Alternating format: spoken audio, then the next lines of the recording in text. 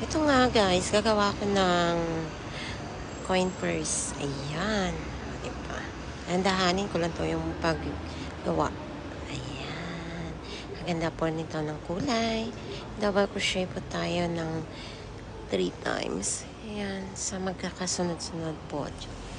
Ayan. Double crochet. Ayan. Diba? Ang ganda niyan.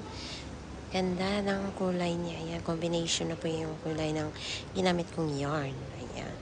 Yun siya ng Monaco. 5 ply. Ayan. And then,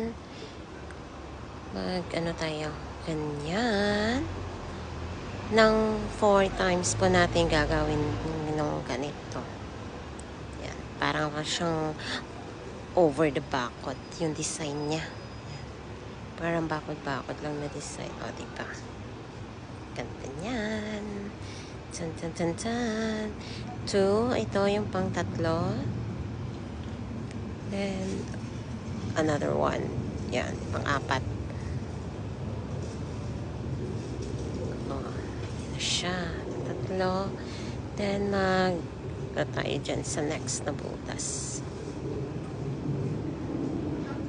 Isa, and then kukuha tayo ulit pa ng isa. Ayan.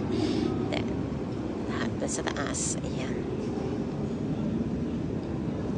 Then, mag-chain tayo sa next na naman na butas. Gagawa tayo ng 3 chains. Ayan.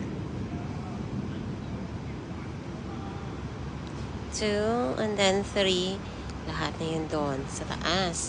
Then, ulitin na naman ulit natin. Ayan, double crochet. 3 times ulit, guys. Ayan, yan na yung gawin natin. Same pa rin siya yung design na ginagawa ko ngayon dun sa last time na ginawa ko yung sa color in red. Tapos na yun kasi. Ito na naman yung kulay is purple. Ayan, combination na siya, guys. Same design na muna tayo para mabilis siya matapos.